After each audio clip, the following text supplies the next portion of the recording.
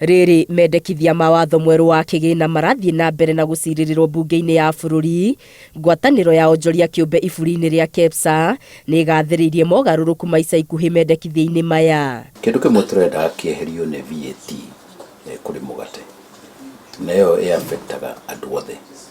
Na migate ino ri ithondekagirwo ro guku. Igoti ria Ekolevi kwendekithirio indo iria ciumaga nja wa bururi cirĩ ndĩku.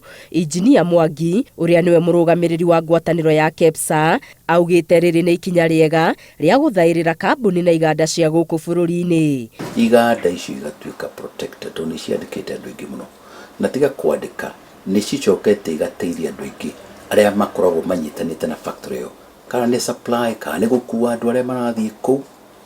Kwoguo ni wega biashara icio igakorwo itikugwa. Oho ni akenereire itua ria kwehereria ahuri biashara anini murigo wa magoti ma VAT, akiuga watho uyu ungirahetũkirio biashara nyingi ni cingirathinĩkanire.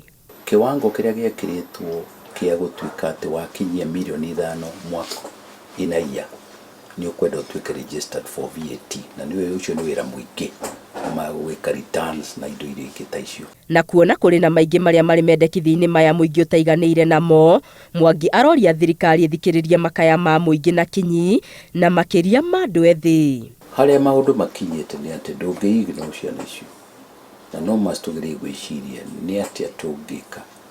One, mandikwo wira no na makiria mahote kwiyandika. Ngwataniro eno ikiuga no iguthie na mbere na kuneana mendekithia mateta ona mawoni kuri honge citiganite cia thirikari niguo kwagirithia makiria riera ria wonjoria bururi-ini. Mogaruruku ma ica ikuhi mendekithia-ini ma watho wa kigina ni magathiriirio ni ngwataniro ya ahuri biashara ya KEPSA makiuga mari na uguni munene makiria kuri iganda cia guku bururi-ini o irithũkagira a Kenya na makiria andu ethi mawira kihiri.